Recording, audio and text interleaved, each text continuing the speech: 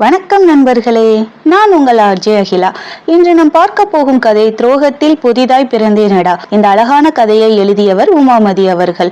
வாங்க நண்பர்களே, இனி கதைக்குள் செல்வோம். எபிசோடு 11. இருவரும் ஒருவரை ஒருவர் பார்த்து சிரித்துக் கொள்வதோடு மட்டுமின்றி தினசரி மீனாவை அர்ஜுன் பள்ளியில் விட்டுவிட்டு ஆபீஸ்க்கு செல்லும் வழக்கம் 1 மாதம் நீடிக்க அந்த பழக்கத்தில் ஏற்பட்ட உரிமையில் அர்ஜுன், நாளைக்கு உங்ககிட்ட ஒரு முக்கியமான விஷயம் பேசணும் என்று மீனா கூற, என்னென்ன இப்பவே சொல்லலாமே என்று அர்ஜுன் எதிர்பார்ப்போடு கேட்டான்.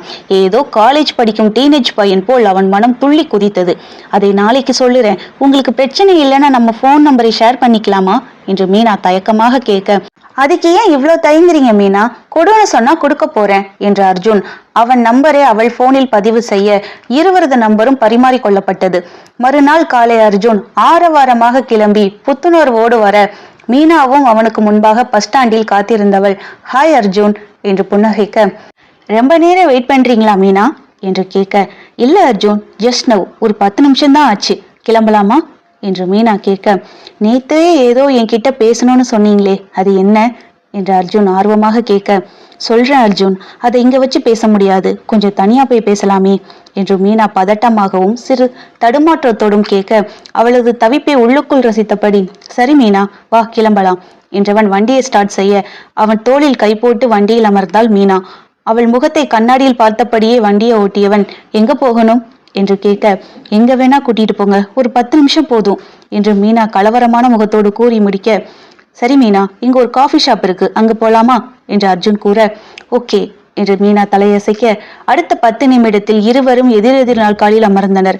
இருவரும் வந்தே 10 நிமிடம் கடக்க ஆர்டர் செய்த காஃபியை குடித்து முடித்து 5 நிமிடமாகியும் அங்கு மௌனமே நீடிக்க, மீனா, இன்னும் எவ்வளவு நேரம் இப்படியே உட்கார்ந்துருக்கிறது, ஆபீஸ்க்கு டைம் ஆகுது, உனக்கும் ஸ்கூலுக்கு டைம் ஆகுது, நான் 9 மணிக்கெல்லாம் ஆபீஸ் போகணும், நீயும் 9 மணிக்கெல்லாம் ஸ்கூல் போகணும் என்று அர்ஜுன் ஞாபகப்படுத்த, சாரி அர்ஜுன், அது எப்படி ஆரம்பிக்குதுன்னு தெரியல, சொன்னாலும் நீங்க எப்படி எடுத்துக்குவீங்கன்னு பயமா இருக்கு என்று திக்கி திணற, என்கிட்ட என்ன பயம், நீ இப்படி 3ஆம் மனுஷங்க மாதிரி என்கிட்ட தடுமாறுறதுதான் கஷ்டமா இருக்கு, எதுவா இருந்தாலும் தயங்காம சொல்லு, வெளிப்படையா பேசினால்தானே என்னால உன்னோட பிரச்சனைக்கு சொல்யூஷன் சொல்ல முடியும் என்று அர்ஜுன் அவளுக்கு நம்பிக்கை அளிக்க, சரி அர்ஜுன், என்னாலையும் இதுக்கு மேல மனசுல இதை வச்சுக்க முடியல, நீங்க என்ன தப்பா எடுத்துக்கிட்டாலும் பரவாயில்ல, ஆனா இந்த அவஸ்தையை என்னால தாங்கிக்க முடியல, நைட்ல தூங்க முடியல, ஒரே தவிப்பா இருக்கு அர்ஜுன், நான் நான் நான் உங்களை காதலிக்கிறேன்னு நினைக்கிறேன், என்னால உங்க நினைப்ப அவாய்ட் பண்ண முடியல, உங்களை பார்க்காம இருக்க முடியல, ரொம்ப கஷ்டப்படுறேன், எனக்கு என்ன பண்றதுன்னு தெரியல,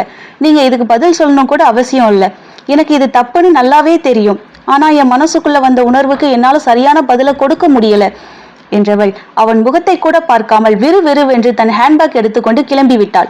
அர்ஜுன் அதே இடத்தில் அமர்ந்திருந்தான். ஓடும் அவள் முதுகுப்புறத்தை பார்த்து பெரிதாக புன்னகைத்தான்.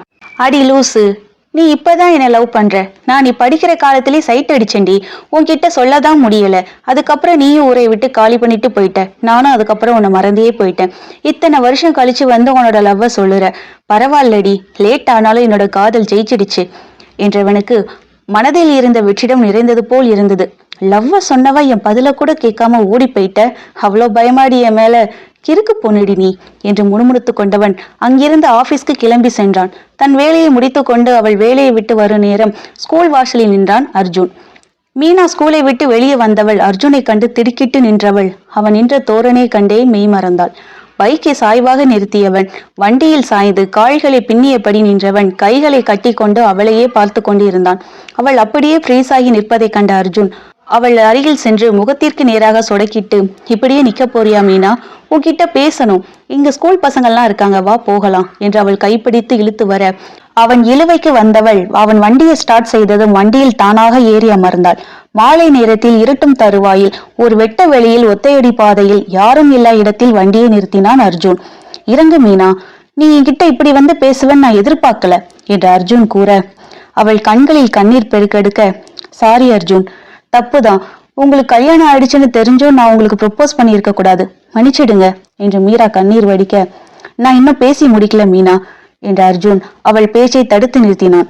மீனா அப்படியே தன் பேச்சை நிறுத்தியவள் கண்ணீரோடு அவனை பார்க்க, மீனா, எனக்கு உன்னை சின்ன வயசுல இருந்தே ரொம்ப பிடிக்கும், நீ மட்டும் இங்கே இருந்திருந்தா இந்நேரம் உன்கிட்ட ப்ரொப்போஸ் பண்ணி உன்னை குழந்தைக்கு அம்மாவாக்கி இருப்பேன், ஆனா விதி நம்மளோட வாழ்க்கையில விளையாடிச்சு, நீ இந்த ஊரை விட்டே போயிட்ட, நானும் அதுக்கப்புறம் உன்னை மறந்துட்டேன், என்னோட தாத்தா இறந்ததும் என்னோட பாட்டி என்னை பிளாக்மெயில் பண்ணி மீராவை என்னோட தலையில கட்டி வச்சிட்டாங்க.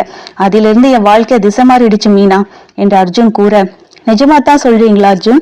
நீங்களும் என்ன லவ் பண்ணீங்களா என்று குரல் தழுதழுக்க கேட்க, இவ்வளவு நேரம் அதைத்தானே சொல்லிக்கிட்டு இருக்கேன் என்று அர்ஜுன் கூற, அர்ஜுன் என்று ஓடி வந்து அவனை அணைத்து கொண்ட மீனா, ஏன் என்கிட்ட இவ்வளவு நாளா இதை சொல்லாமல் இருந்தீங்க என்று பொய் கோபத்தோடு கேட்க, நீ எதுக்காக என்கிட்ட சொல்ல தயங்கினியோ அதே காரணம்தான் மீனா நானும் சொல்லாமல் இருந்ததுக்கு என்று அர்ஜுன் அவளை ஆதரவாக அணைத்து கொள்ள, அன்று முதல் இன்று வரை இவர்களது தொடர்பு நீடித்து கொண்டிருக்கிறது. தற்போது அர்ஜுன், பொண்டாட்டி மேல இருக்கிற மோகத்துல என்ன புறக்கணிக்கிறல்ல, நானா உன்னை தேடி வந்ததுனால என்னை இவ்வளவு அலட்சியப்படுத்துறல்ல என்று அழுதவளுக்கு உண்மையில் மனம் உடைந்து போனது. அர்ஜுனின் புறக்கணிப்பு அவளை நிலை கொள்ளாமல் அலைக்கழித்தது. இவள் கண்ணீருக்கு காரணமானவனோ அங்கு மீராவோடு இல்லறத்தில் கிழித்து கொண்டிருந்தான். மாமா, இன்னும் எவ்வளவு நேரம், உடம்பெல்லாம் வலிக்குது என்று கொஞ்சலாக கூற, இன்னும் கொஞ்ச நேரம் தாண்டி முடிஞ்சிடும். நான் போன பிறகு என்ன பண்ண போற? தூங்குற வேலை தானே உனக்கு இருக்கும். அப்போ உடம்ப தேத்திக்கோ. இப்போ நைட்டு பண்ண மாதிரி பண்ணேண்டி என்று கொஞ்சலாகவும் அதிகாரமாகவும் கூற, ஐயோ இப்போவா? வேண்டாம் மாமா என்றால் கெஞ்சலாக. ஏண்டி, நீயாத்தானே எனக்கு இந்த சுகத்தை காட்டி கொடுத்த, இப்ப முடியாதுன்னு சொன்னா நான் என்ன பண்ண முடியும் என்று சற்று கோபமாகவே கேட்க, முடியாதுன்னு சொல்லலாம் மாமா, நான் நைட்டுக்கு பண்றேன், இப்ப எனக்கு ரொம்ப கூச்சமா இருக்கு, பிளீஸ் மாமா என்றவளுக்கு மனவேதனையில் கண்ணீரே வந்துவிட்டது. அந்த கண்ணீருக்கு காரணம் இவன் தன்னை உடல் தேவைக்கு மட்டும்தான் நாடுகிறானோ என்ற கேள்வி அவளுள் எழுந்ததால் தான். அவள் கண்களை துடைத்து விட்டவன், இப்ப எதுக்கடி அழுவுற? உனக்கு பிடிக்கலன்னா வேணாம், நான் கட்டாயப்படுத்தல, ஆசையா இருந்ததுன்னு கேட்டேன், அதுக்கே கண்ணை கசக்கற? ஏண்டா உன்கிட்ட வந்தோமோன்னு ஆயிடுச்சு, சை என்று சலித்து கொண்டவன் தன் தேடலை முடித்து கொண்டு அவளை விட்டு விலகினான். பாத்ரூம்க்கு சென்று குளித்தவனுக்கு மனதில் ஏதோ நெருடல் ஏற்பட்டது. மனைவியின் நடத்தையில் உள்ளுக்குள் சந்தேகம் தோன்றியது. இவள் ஏன் இத்தனை நாள் இல்லாம அவளாக என்ன நாடணும்? அவளாக செய்ததே தானே நம்ம கேட்டோம், அதற்கே கண்ணீர் விட வேண்டும் என்று யோசித்தவனுக்கு 8 வருடங்களாக பார்க்காத மீராவை நேற்று இரவிலிருந்து பார்ப்பதாக தோன்றியது அர்ஜுனுக்கு. இப்போதே அவன் மனம் உணர்த்தும் குறிப்பை உணர்ந்திருந்தால் பின்வரும் விளைவுகளை அவன் தவிர்த்து இருக்கலாம். அவன் கெட்ட நேரம் மீனாவின் மூலம் ஆரம்பித்து விட்டது என்று அவனுக்கு யார் சொல்வது? அங்கு மீனா கோபத்தில் கொதித்து கொண்டிருந்தாள். அர்ஜுன், உன்னை யாருக்கும் என்னால விட்டு கொடுக்க முடியாது. நான் ஆசைப்பட்டது எனக்கு கிடைச்சே தீரணும். அதுக்காக நான் எந்த எல்லைக்கும் போவேன். என்கிட்ட போய் சொல்லிட்டு அவளோட கொஞ்சம் கொலாவிட்டு இருக்கிறியா? உன்னை எப்படி என்னோட வழிக்கு கொண்டு வரணும்னு எனக்கு தெரியும் என்று மனதிற்குள் கருகியவள் தானே தன் தலையில் மண்ணள்ளி போட்டுக்கொள்ள போகிறாள். அவள் செய்யும் ஒவ்வொரு விஷயமும் அவளுக்கே பாதகமாக திரும்ப போகிறது என்பதை அவள் அறியவில்லை. இதோடு இன்றைய எபிசோடு நிறைவடைகிறது. அடுத்த எபிசோடில் என்ன நடக்க போகிறது என்பதை தெரிந்து கொள்ள தொடர்ந்து எங்களோடு இணைந்திருங்கள். இந்த கதையை உங்களுக்கு பிடித்திருந்தால் இந்த வீடியோவுக்கு ஒரு லைக் கொடுங்கள். உங்கள் நண்பர்களுடன் ஷேர் செய்யுங்கள். மேலும் இது போன்ற கதைகளை தொடர்ந்து கேட்க நம்ம சேனலை சப்ஸ்கிரைப் பண்ணி பெல் ஐக்கானையும் அழுத்த மறக்காதீங்க.